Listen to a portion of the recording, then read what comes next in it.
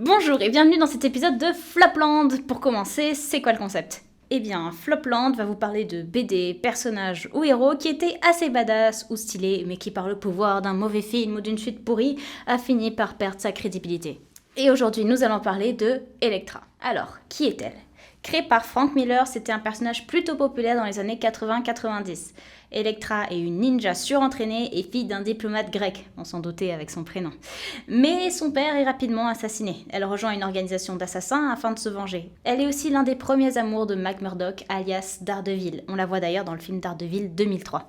C'est quoi ses pouvoirs ? Elle en a un paquet. Elektra est une athlète de haut niveau, possédant une force, rapidité, souplesse et une endurance hors norme. Mais c'est aussi une combattante à main nue et une maîtresse des arts martiaux. Elle a fait une formation chaste auprès de la Main, qui est une organisation qui l'a entraînée.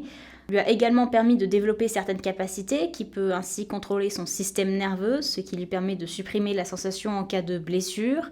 Elle peut maîtriser son flux sanguin, également capable de supporter aisément des chaleurs et des froids extrêmes. Son entraînement de ninja lui a aussi appris à se dissimuler dans les ombres et le pouvoir de se déplacer en toute discrétion, aussi bien de jour que de nuit bien sûr. Ce n'est donc pas n'importe qui, c'est une femme forte, autant physiquement que mentalement. Et d'ailleurs, je me souviens très bien de sa première apparition dans Daredevil en 2003. Elle était tellement badass.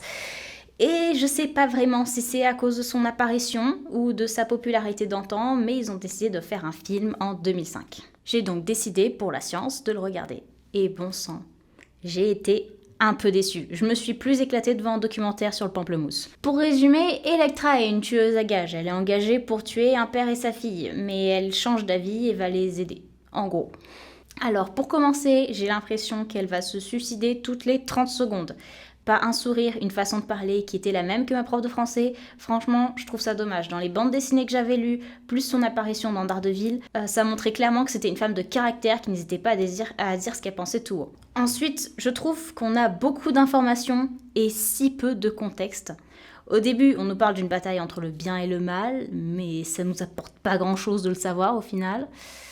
Les méchants ont des pouvoirs magiques. On ne sait pas d'où ça vient, ce sont des mutants, c'est un entraînement de ninja qui leur permet de faire ça, ils sont sous LSD, on n'a pas de contexte.